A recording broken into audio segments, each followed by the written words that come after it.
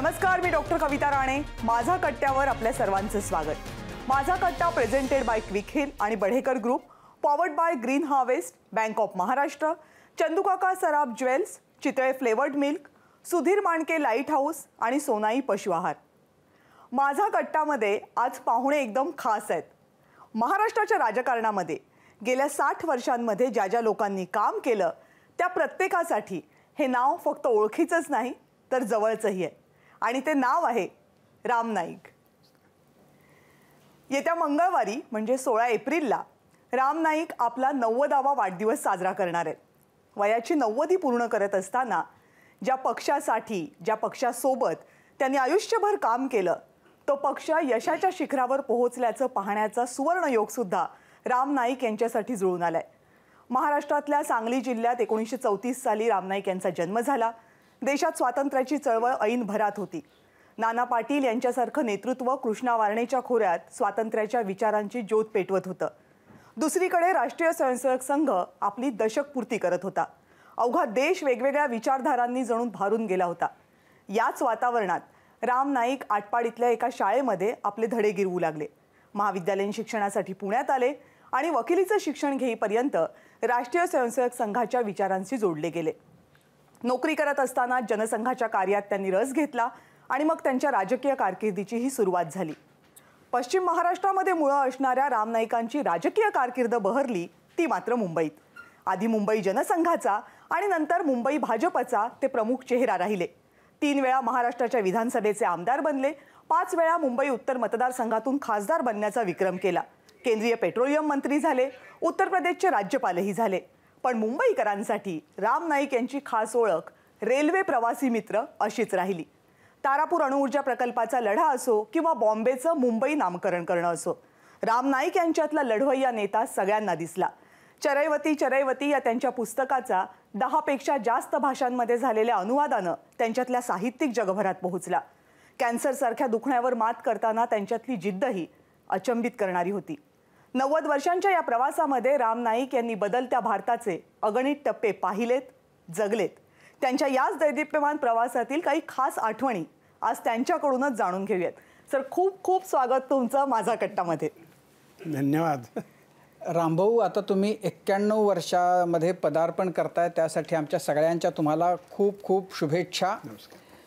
आणि मला म्हणजे आत्ता इलेक्शनचं इतकं वारं वाहतंय, तर तुम्हाला ती सुरसुरी तुमच्यातली इलेक्शनला उतरायचं मैदानातली ती आता तुम्ही सोडून दिली आहे, संपली आहे का? आत्ताही असं वाटतंय की अरे आहे वातावरण तर चला जाऊया, लढूया पुन्हा एकदा? असं आहे की सुरसुरी तर कायम आहे आणि त्यामुळं योग्य ठिकाणी जिथं मी अपेक्षित असतो तिथं मी जात असतो. परंतु कोणी मी पदाधिकारी आहे का, तर पदाधिकारी नाही. आता समजा निवडणुकीचाच तुम्ही उल्लेख केला, तर ज्या वेळेला उत्तर मुंबईमध्ये की ज्या उत्तर मुंबईचं मी अनेक वर्ष प्रतिनिधित्व केलं, त्यातनं नव्याने जाहीर झालेले उमेदवार ज्या वेळेला बोरिवली स्टेशनवरती आले त्यावेळेला त्यांचा सत्कार करायचं ठरलं होतं. पियुष गोयल, तर त्या सत्कारात मी होतो आणि त्यामुळं सुरसुरी आहे, फक्त धावपळ करायची नाही, एवढंच. पण रामभाऊ, तुम्हाला असं वाटत नाही का की आता तुमचा उत्साह इतका दांडगा आहे, तुम्ही काम इतकं करताय, तर ही जी वयाची अट 75 नंतर थांबा वगैरे याची काही खरं गरज नव्हती? किमान 90-95 पर्यंत जे करणारे आहेत त्यांच्यासाठी ती अट थोडी पुढं ढकलणं काही त्यात काही अडचण म्हणजे असू नये? नाही, पण मी 75 वयाचा झालो म्हणून मला पुन्हा निवडणुकीचा संधी मिळाली नाही असं नाही आहे. 2004 माझा पराभव झाला आणि 2004 पराभव झाल्यानंतर मग पुढच्या वेळेला, तर या दरम्यान माझ्याकडं 9 वर्षामध्ये अनेक कामं होती. मी एक काम करत होतो म्हणजे भारतीय जनता पार्टीच्या अनुशासन समितीचा अध्यक्ष होतो. आणि नुसता अध्यक्ष नाही तर उमा भारती आमच्या दिल्लीचे जे मुख्यमंत्री होते त्यांना अशा नाही मी पक्षातनं बाहेर काढलो होतं. साहेब सिंग, नाही खुराना, मदनलाल खुराना. नंतरच्या 3 वर्षामध्ये भारतीय जनता पार्टीचे आमदार खासदार देशात मोठ्या संख्येने निवडून आले होते. तर त्यांच्यासाठी प्रबोधनाचं प्रशिक्षणाचं काम माझ्याकडं होतं. आणि त्याच्यानंतरचं 3 वर्ष जी होती 2014च्या अगोदरची, त्यावेळेला मी गुड गव्हर्नन्स सेलचा संयोजक होतो. गुड गव्हर्नन्स सेल म्हणजे जिथं आमची सरकारं आहेत त्या ठिकाणच्या मंत्र्यांनी कसं वागावं, काय करावं, लेटर हेडपासून ते त्यांनी कसं वागावं, काय खावं, कुठे खावं या संबंधी फार महत्त्वाचं सांगितलं की काय खावं आणि कुठं खावं. हल्ली जिथं मिळेल तिथं खात सुटलेत लोक. हे बरोबर आहे. त्यामुळं सरकारच्या ज्या अशा प्रकारच्या कारवायांच्यावरती लक्ष ठेवून काम करणारे यंत्रणा आहे, ते यंत्रणेला हल्ली तर जास्त काम पडतं आहे, हे स्वाभाविक आहे. पण माझा मुद्दा तो नाही आहे. माझा मुद्दा असा आहे की 2013मध्ये मी पक्षाला आपण होऊन सांगितलं की मी आता यापुढं निवडणूक लढणार नाही. का? एवढ्यासाठी की अनेक माझ्या पाठीमागं चांगले चांगले कार्यकर्ते तयार झालेले आहेत आणि मीही चांगल्या प्रकारे यश घेतलेलं आहे. चांगल्या प्रकारचा पराभवही मी स्वीकारलेला आहे. आणि असं असताना ही एक आवश्यकता आहे की दुसऱ्यांनाही संधी मिळाली पाहिजे. आणि म्हणून मी पाहिलं असेल आपण तर गोपाळ शेट्टी म्हणून माझ्या नंतर जे निवडून आले त्यांच्याबद्दल मी संघटनेला असं सांगितलं, जो कोणी उमेदवार तुम्ही ठरवाल त्याचा मी इलेक्शन एजंट बनेन. आणि मी गोपाळ शेट्टींचा इलेक्शन एजंट बनलो. आणि पुढच्या 2 लोकसभेच्या निवडणुकात महाराष्ट्रात गोपाळ शेट्टी हे सर्वप्रथम आले. तुम्ही मगाशी 2004मधल्या पराभवाचा उल्लेख केला आणि त्याच्यामध्ये तुम्ही तुमच्या पुस्तकामध्येही त्याच्याबद्दल लिहिलेलं आहे की गोविंदा तुमच्यासमोर उमेदवार म्हणून आला आणि मग नंतर त्यातल्या गोविंदाचे संबंध त्या पुस्तकामध्ये तुम्ही त्याचे दाऊदच्या बरोबरच्या संबंधांबद्दल वगैरे पण लिहिले. पण तुम्हाला असं खरंच वाटतं की त्या अशा सगळ्यामुळं दहशतीतनं त्यानं ती निवडणूक जिंकली?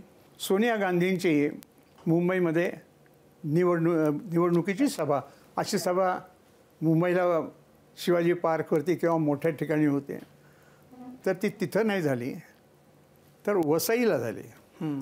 वसईला का? तर तिथं ख्रिश्चन लोक जास्त आहेत. त्यात अशी गोष्ट ठरली की पोपनी सांगितलेलं आहे की राम नाईकांचा पराभव झाला पाहिजे. आत्तासुद्धा बघा गोविंदाचा विषय खरं म्हणजे आता त्यांनी एका आमच्या सहभागी असलेल्या एका पक्षात प्रवेश केला आहे. पण मी आत्ता एखाद्या वेळेला तुम्ही मला हा प्रश्न विचाराल म्हणून हे बाड आणले तर माझ्याकडे 8 कटिंग्स गोविंदाची आहेत की गोविंदाने असं सांगितलेलं की मी याच्या पुढे राजकारणात येणार नाही.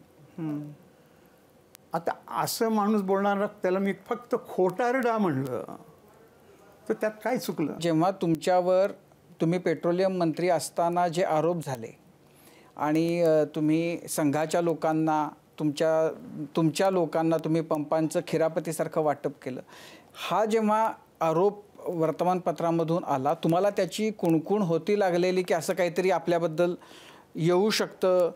आणि त्या सगळ्याकडं आता तुम्ही कसं बघता त्या सगळ्या प्रकरणाकडे? नाही, कुणकुण लागली होती का तर काही लोक माहिती गोळा करत असतात, त्यातनं असं लागलं होतं की बाबा असं काहीतरी चाललेलं आहे.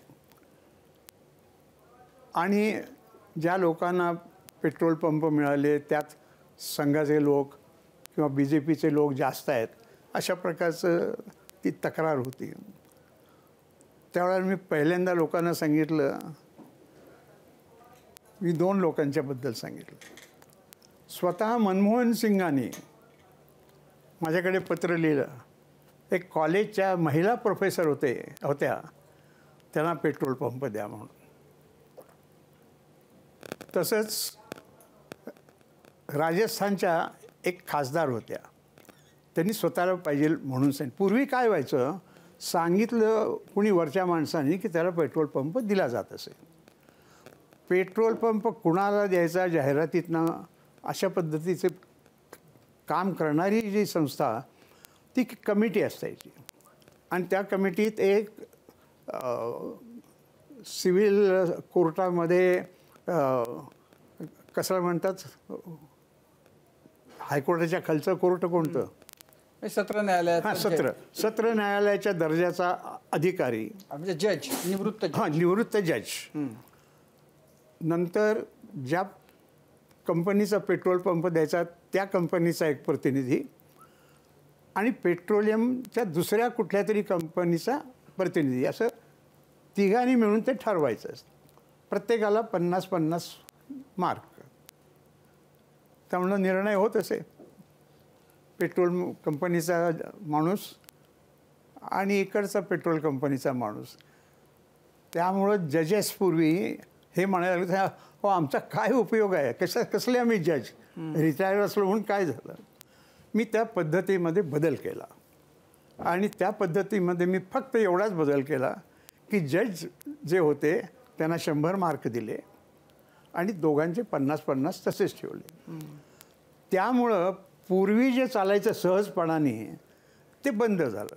आता बंद झाल्यामुळे कोणी त्यातनं हे उठवलं आणि गुणवत्तेच्या आधारावरती त्यांनी जे निर्णय केले, मग त्यातले काही पेट्रोल पंप रद्द करायचे असं अटल बिहारी वाजपेयींनी सांगितलं. मी त्याप्रमाणे केलं. ते लोक कोर्टात गेले आणि कोर्टात जिंकले. त्यामुळे त्यांना ते मिळालं. मग आता न्यायाधीशसुद्धा असे झालेले आहेत.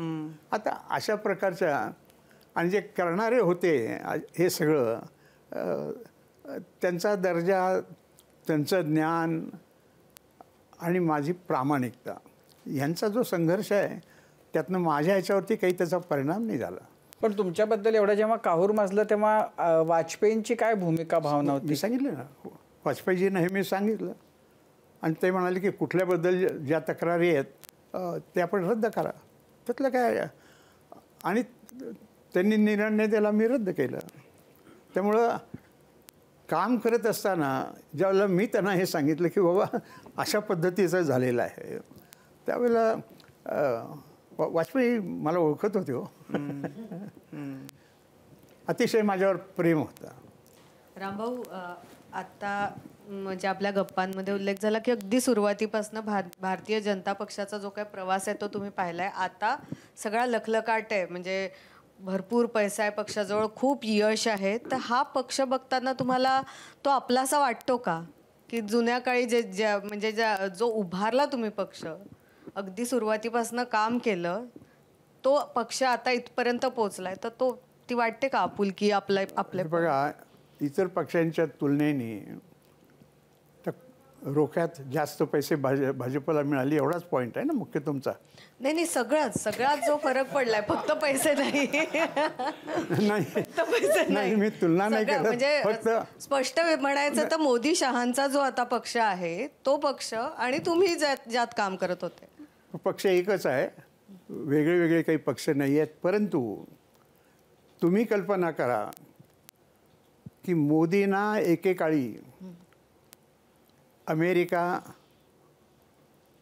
त्यांच्या देशात यायला प्रतिबंध केला होता आणि त्यांना हे मिळालं नव्हतं. तुम्हाला लक्षात असेल, नव्या पिढीला व्हिसा द्यायला नकार दिला होता. हां, व्हिसा द्यायला नकार दिला होता.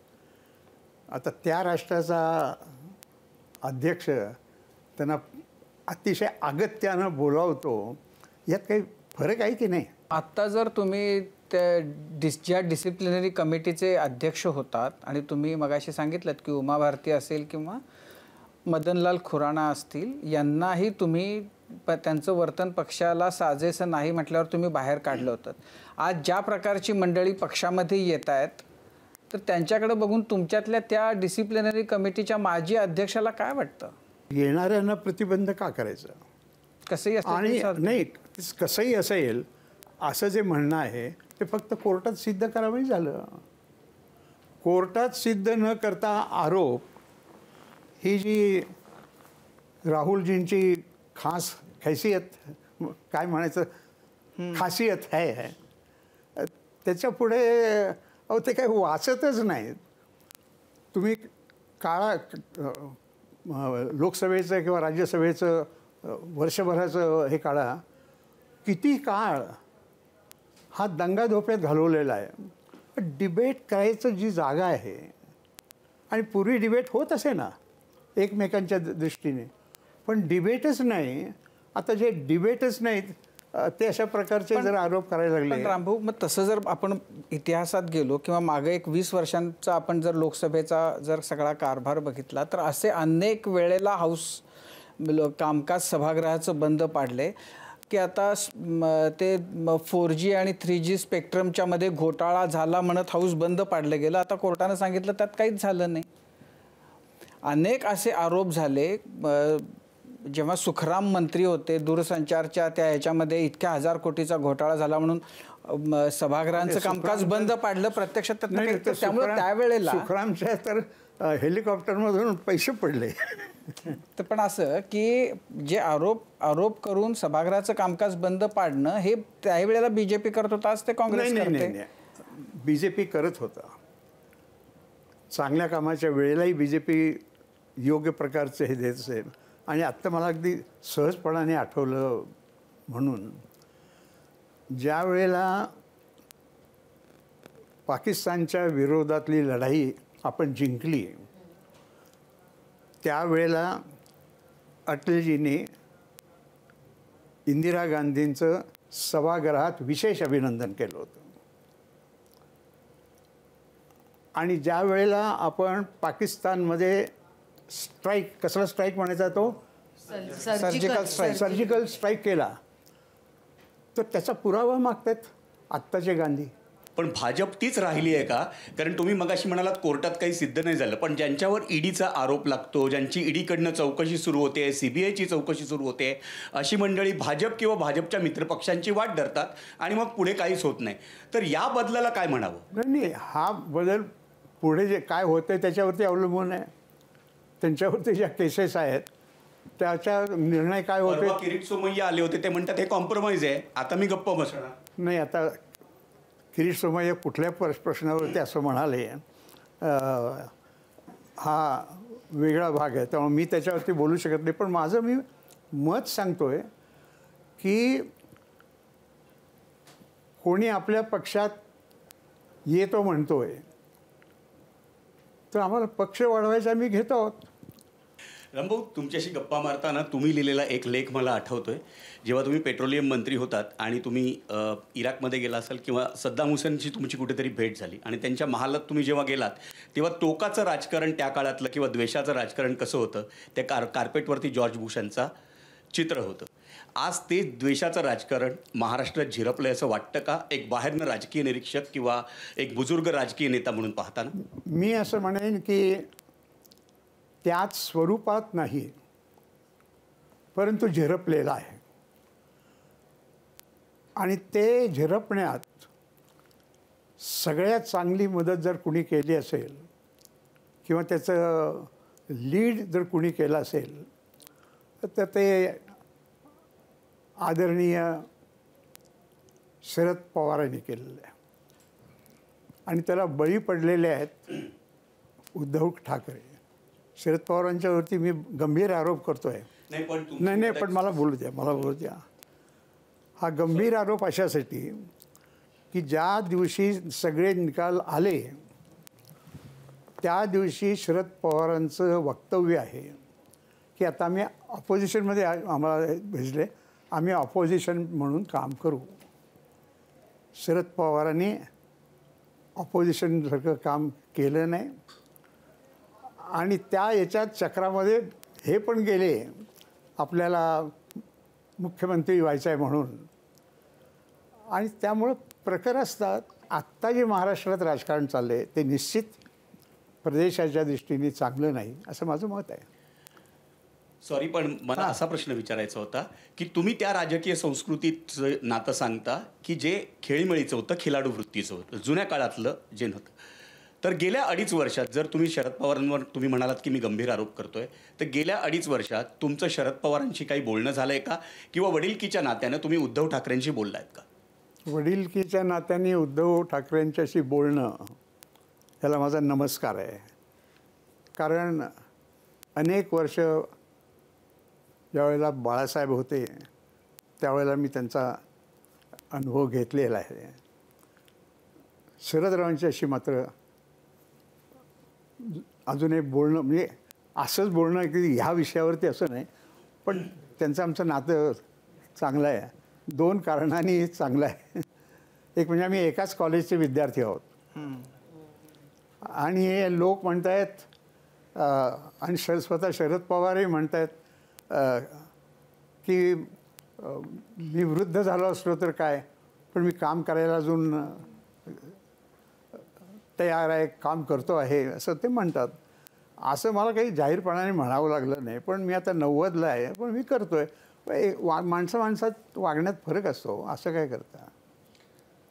पण रामभाऊ, आत्ता शरद पवारांचा विषय म्हणून मला प्रश्न विचारायचा वाटतो की तुम्ही राष्ट्रवादी काँग्रेस पक्षसुद्धा स्थापन होताना पाहिला किंवा शरद पवारांचं राजकारण सुद्धा जवळून पाहिलंय कशा पद्धतीचं आहे, पण अशा पद्धतीने एखादा पक्षच काढून घेतलं जाणं आणि एक नाही तर 2 पक्ष काढून घेतलं जाणं हे तुम्हाला खूप आश्चर्याचं किंवा वेगळं नाही वाटत? तुम्हाला असं वाटतंय काय की त्यांना हाकलून दुसऱ्या पक्षात त्यांनाही वाटतं असं वाटतं की त्यांच्याजवळून त्यांचा पक्ष काढून घेतला? असं आहे ना, तुम्ही बघा एकेका घटनेकडे बघा आणि त्यामुळं त्यांच्या खालचे नंबर 2चे 3चे जे असतील त्यांची काय स्थिती झाली असेल. शरद पवारांनी ते त्यांची पुस्तक प्रसिद्ध करण्याच्या वेळेला काय हे भाकरी फिरवली पाहिजे आणि म्हणून मी आता राजीनामा देत आहे असं सांगितलं. आणि त्याच शरद पवारांनी मी राजीनामा देणार नाही असंही सांगितलं. फरक आहे. तुमचे 90 वर्ष आता पूर्ण होत आहेत. तुमच्याकडे बघून असं वाटत नाही की तुम्ही 90 पूर्ण करताय. तर माझ्या पिढीला तुम्ही फिटनेसचा काय सल्ला द्याल? आणि त्याला अजून थोडंसं पुढे नेतो की माझी पिढी राजकारणाकडे पाहताना किंवा राजकारणात येण्यासाठी काय पाळलं पाहिजे या पिढीने राजकारणात येण्यासाठी? म्हणजे फिटनेसचा एक सल्ला आणि दुसरा राजकारणात एंट्रीसाठीचा काय सल्ला द्याल?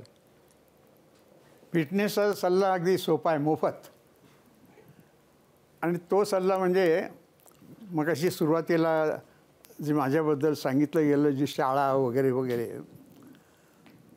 त्या आमच्या शाळेत म्हणजे औंध संस्थानच्या जो राजा होता त्याला 2 गोष्टींची अतिशय आवड होती. एक म्हणजे व्यायाम आणि दुसरं म्हणजे चित्रकला.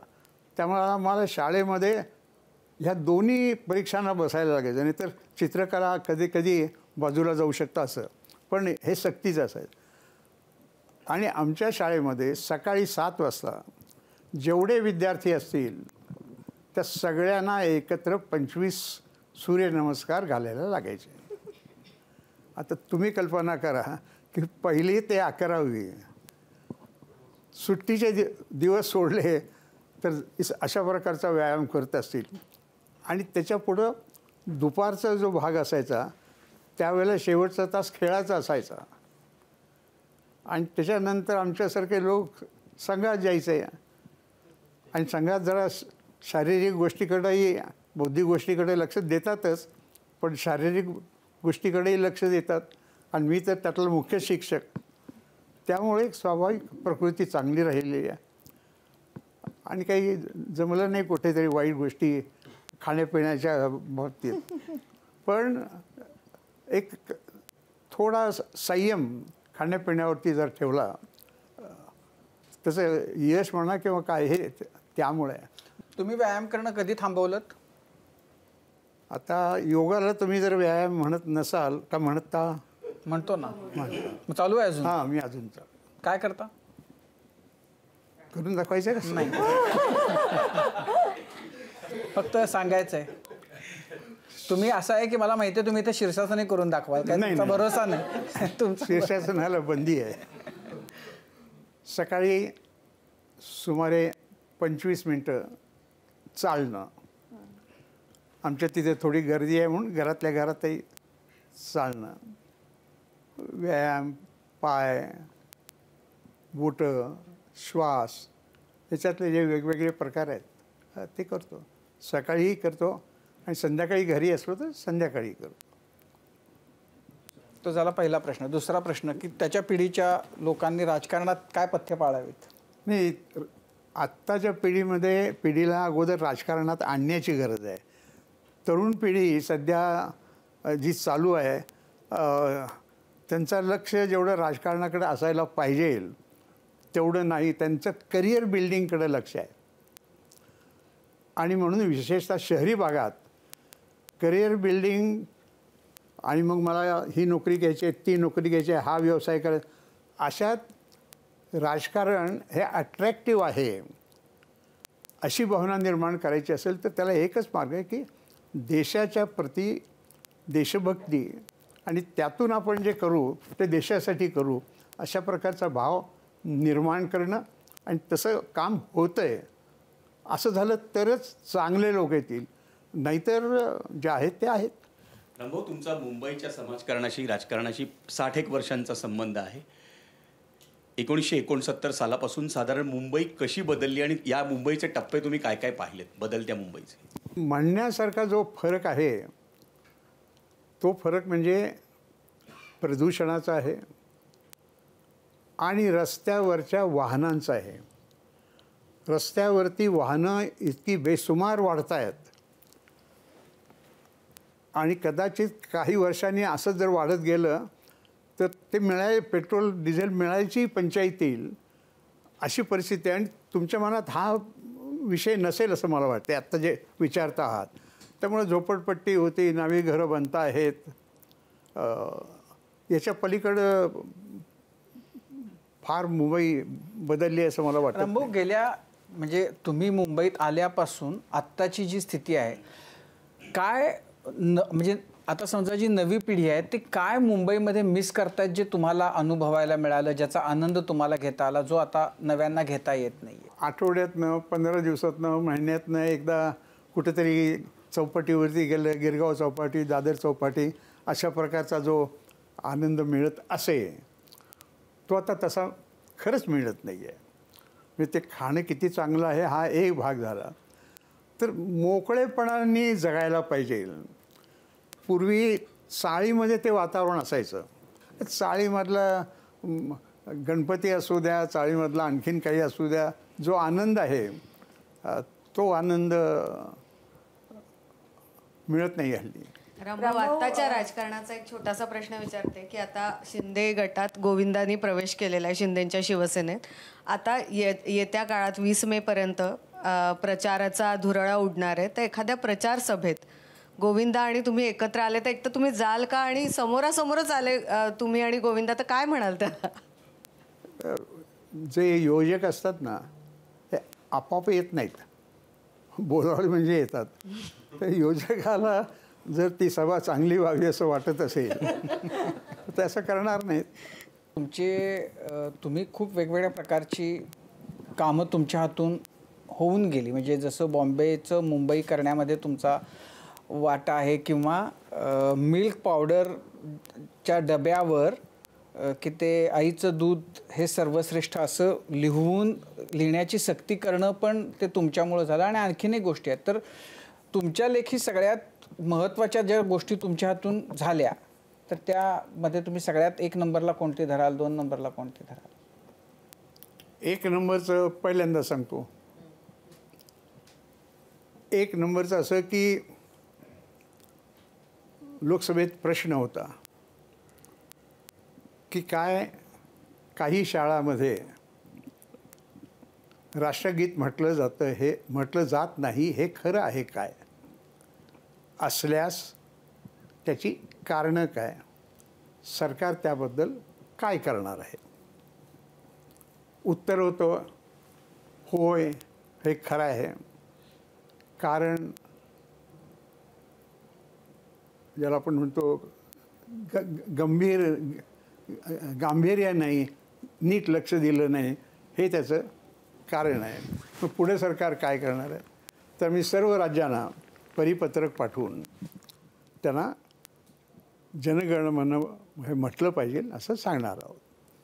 तर हे उत्तर मला संतापच आला की काय हे दैना आहे आपली आणि काय आहे हे उत्तर. तर मी हे केले आणि मी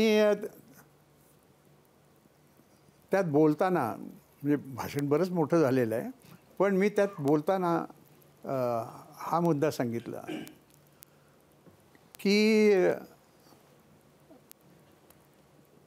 आपण लोकसभा सदस्य आपण तर कुठे जनगणमन म्हणतोय आणि आपण वंदे मातरमही कधी म्हटलं नाही. म्हणजे लोकसभेमध्ये रोजची कारकीर्द इतक्या वर्षात लोकसभेनं जनगणमन म्हटलंच नव्हतं. मग अध्यक्षांनी काही काळानंतर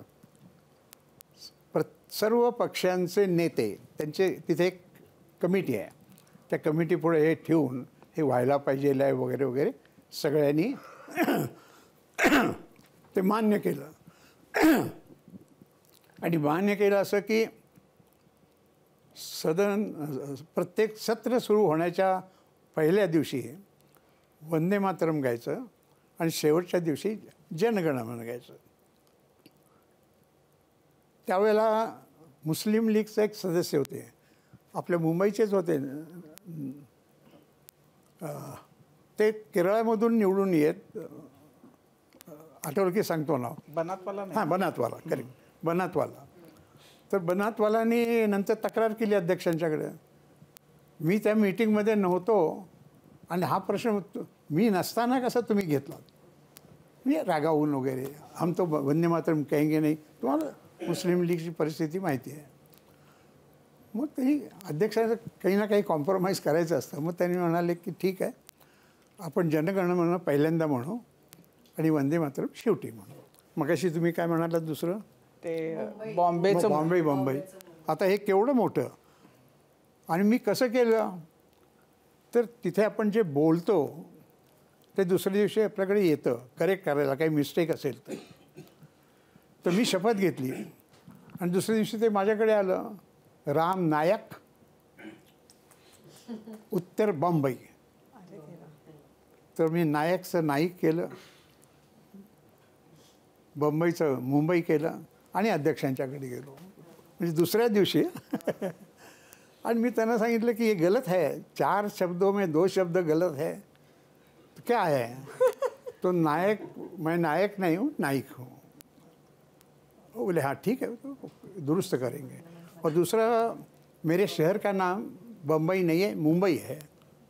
बोलो हम भी बम्बई कहते हैं, कुछ लोग बॉम्बे कहते हैं, उसमें क्या उस गांव का कुछ महत्व है और उसमें एक देवता है और उसके कारण उसका नाम मुंबई हुआ है.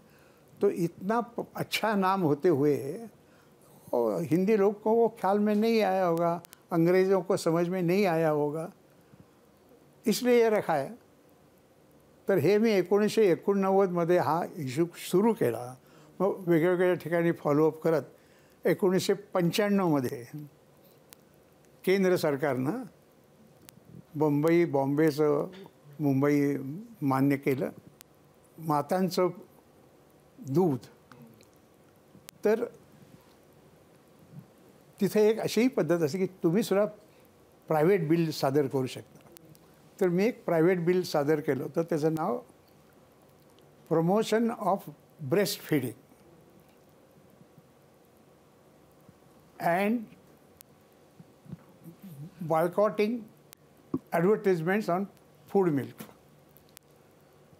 हे अर्थ तर तुम्हाला सांगा, जास्त तपशील सांगायचं, याच्यावरची चर्चा झाली. आत्ता आपल्या पश्चिम बंगालच्या ज्या मुख्यमंत्री आहेत त्यावेळेला तिथे मंत्री होत्या, तर दादा ने जो बताया वो हमें भी ठीक लगता है. वर्ल्ड बैंक ने भी ये कहा, उन्होंने जो वर्ल्ड बँकेमध्ये जो हूचा सेक्टर आहे त्यांनी हे म्हणलं होतं की ब्रेस्ट फीडिंगच्या प्रमोशन केलं पाहिजे.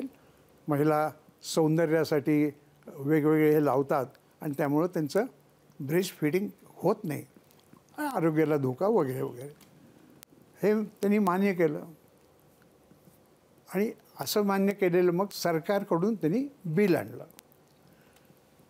लोकसभा स्थापन झाल्यापासून केवळ हे एकच बिल आहे की जे मांडल्यानंतर सरकारने म्हणजे प्रायव्हेट मेंबरचं बिल सरकारनं आपलं केलं आणि मंजूर त्यात केलं. मग काही तांत्रिक गोष्टी ज्या असतात गव्हर्नमेंट सेज वगैरे, तर थोडक्यात प्रायव्हेट मेंबरचं बिल मंजूर होण्याची ती देशाच्या इतिहासातली पहिली आणि एकमेव. आहे.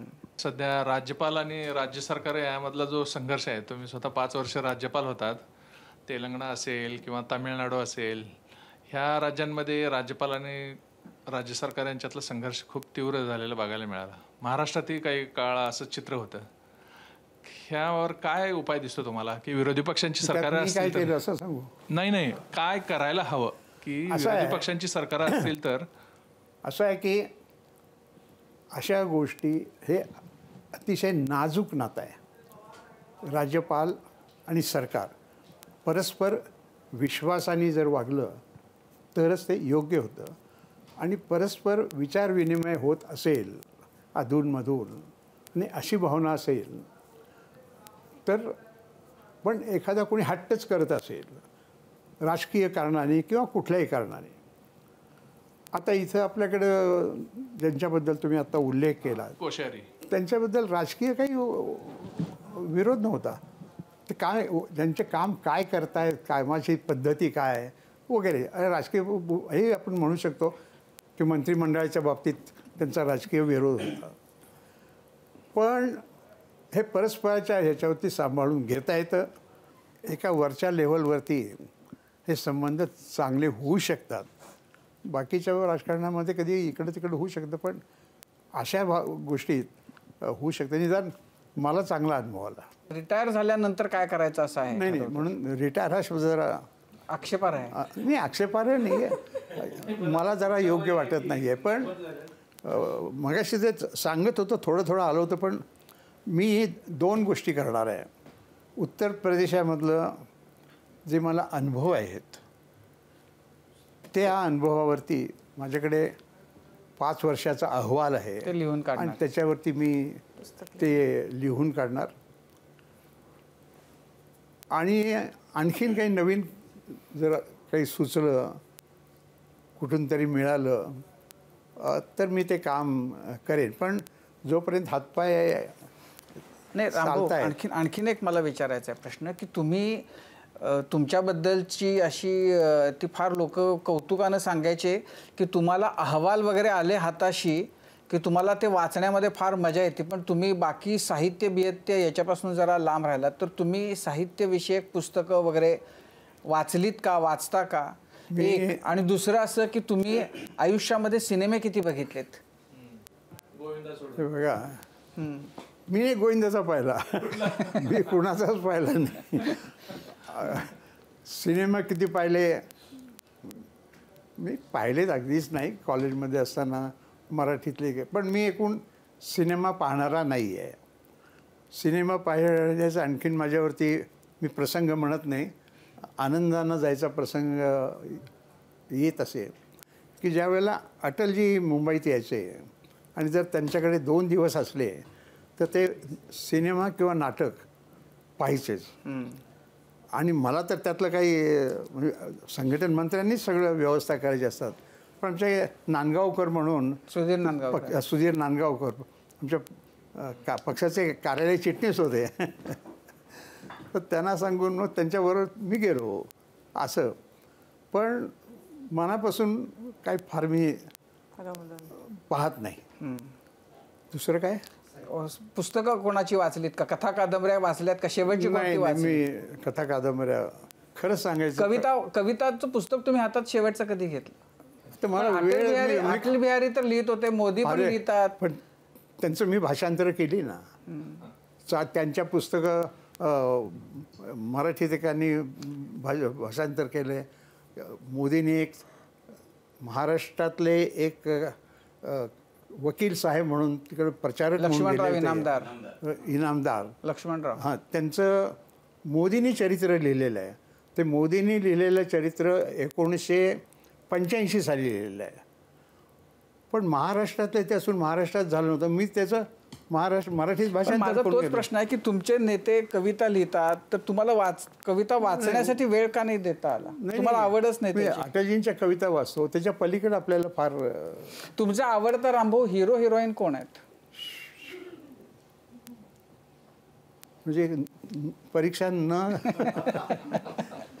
नाही, मला असं बघायचं की तुम्हाला एखाद्या तरी हिरोचं किंवा हिरोईनचं नाव आठवतंय का? आठवतंय ना गोविंदाचा. पण यातली रुची माझी कमी आहे, हे खरं आहे. सवंगड्यानी केव्हा तरी आपण जाऊया रे अशातनं गेलो तर गेलो. एक सिनेमा होता ज्याच्यामध्ये अमिताभचा, तर त्या सिनेमामध्ये असा प्रसंग होता की काहीतरी काम करायचं, काहीतरी अडलेलं असतं काम आणि ते होत नाही, तर अमिताभ त्याच्यामध्ये डायलॉग असा आहे, अमिताभ म्हणतो की हे जर काम करायचं असेल तर तुम्ही त्या राम नायकांकडे जा आणि ते राम नाईक तुमचा प्रश्न सोडवतील. पण तुम्हाला अमिताभ वगैरे नाही माहिती? नाही, हे मला माहिती आहे. हे तुम्ही आत्ता जे सांगितलं आणि ते तुमच्यापेक्षा थोडी जास्त माहिती आहे मला. कारण तो जो पिक्चर आला आणि ज्यांनी पहिल्यांदा पाहिलं, मला 10-12 जणांचे प्रश्न फोन आले की रामभाऊ तुमचं नाव या सिनेमात आहे, काहीतरी बोलतोय, काय नाव त्यांचं? अमिताभ.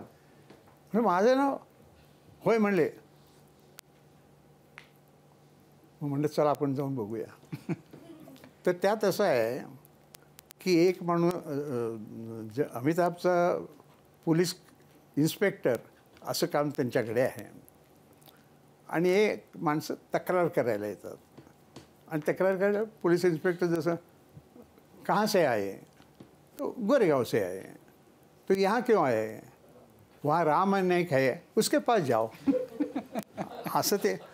आता मग त्याच्यावरती मला लोक म्हणायला लागले की अमिताभने पण तुमचं इतकं कौतुक केलं. मग मी असं कौतुक करण्यानं सांगितलं, मला जास्त जरी समजत नसलं म्हटलं तरी अमिताभ तरी काय, जे लिहून दिलेलं असेल तोच रेकॉर्ड म्हणणार. आणि म्हणून म्हटलं ते मला ओळखतात असं नाही. पण लोकांच्याच सिनेमाबद्दल किती प्रेम आहे आणि ते प्रेम भाजपवाल्यांच्यातही आहे हे माझ्याकडे ताबडतोब दुसऱ्या दिवशी लक्षात आलं. एकदा रामभाऊ दिल्लीमध्ये सिनेमा बघायला गेलो होते तर त्याच्या बातम्या आल्या होत्या छापून, रामभाऊने सिनेमा बघितला म्हणून. हम आपके है कौन. मी सिनेमा पाहिला हे खरं आहे आणि तो सिनेमा म्हणजे सुधीर फडक्यांचा सावरकरांचा वरचा जो सिनेमा तो ज्यावेळेला तयार झाला त्यावेळेला त्यांना रेल्वेचा प्रवास करायचा, असं जेवढं ह्याच्यासाठी मदत लागते. सुधीर फडके म्हणाले भाई पहिला कार्यक्रम दिल्ली में करना है, अटल जी को दिखाना है. त्यामुळं पार्लमेंटमधल्या सगळ्या सदस्यांना फ्री असा तो दाखवण्यात आला सावरकरांचा. आणि त्यामुळं तुम्ही म्हणालात ते खरं सावरकर. मला सांगायचं असं की जेव्हा माणूस एखादा इतकं वाहून घेतो लोकांच्या प्रश्नांसाठी स्वतःला, तेव्हा बाकी सगळ्या गोष्टी मग त्याच्यासाठी गौण होऊन जातात. त्याला ह्या कशामध्येही रस वाटत नाही. त्याच्यासाठी लोकांची कामं, मग ते अहवाल, ते प्रश्न हेच इतके महत्त्वाचे होतात की ह्या गोष्टींसाठी तो वेळच देऊ शकत नाही. आणि त्याचं तुम्ही उदाहरण आहात. त्यामुळं तुम्ही माझं वर्णन बरोबर करताय.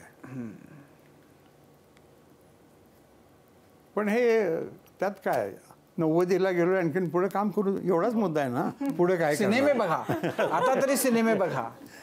रामभाऊ तुम्ही नेटफ्लिक्स वगैरे ऐकले का? नेटफ्लिक्स, अमेझॉन प्राईम वगैरे काय ऐकलंय का? टॅब वगैरे वापरता, आयपॅड वगैरे वापरता? नाही, मोबाईल फक्त. माझं जरा असं झालंय की माझ्या बोटांनी कॅन्सरच्या नंतर त्याची मुवमेंट जरा कमी आहे. म्हणजे फार नाही, पण त्यामुळं मी कॉम्प्युटरच्या जवळच जात नाही. पण मग तुम्हाला जे म्हणायचे म्हणजे ते तुम्ही स्वतः हाताने लिहिता का तुम्ही डिक्टेट करता? भाषणाबद्दल म्हणताय? नाही, काही तुम्हाला जर तर तुम्ही लिहून काढण्यावरच तुमचा भर. हो हो हो हो लिहून काढण्यावर. रामभाऊ, खूप मजा आली खरं तर या गप्पांना, असं मी म्हणेन. कारण जी आमच्यासाठी फक्त इतिहासाची पानं आहेत किंवा आम्ही जे फक्त इतिहासाच्या पुस्तकांमध्ये वाचले, तो तुमच्यासाठी बराच वर्तमान काळ होता आणि त्या सगळ्या आठवणी तुमच्यासाठी ताज्या आहेत, जाग्या आहेत. त्या तुम्ही अजूनही आमच्यासोबत शेअर करू शकता आणि तुमचा हा प्रवास इतका छान सुरू आहे अजूनही. आमच्या खूप खूप शुभेच्छा. तुमचे जे पुढचे प्लॅन्स आहेत त्याच्यासाठी. तुम्हाला असंच निरोगी आयुष्य लाभू देत. तुमचे जे सगळे पुस्तकं लिहिण्याचे प्रकल्प आहेत ते सगळे पूर्ण होऊ देत आणि पुन्हा एकदा अशा गप्पांचे योग आपल्याला येऊ देत. त्यानंतर मी हे काम केल्यानंतर येतील ना. हो, किती वर्ष लागतील त्याला, तसं नका करू. नको बोला 4 महिन्यांनी 6 महिन्यांनी.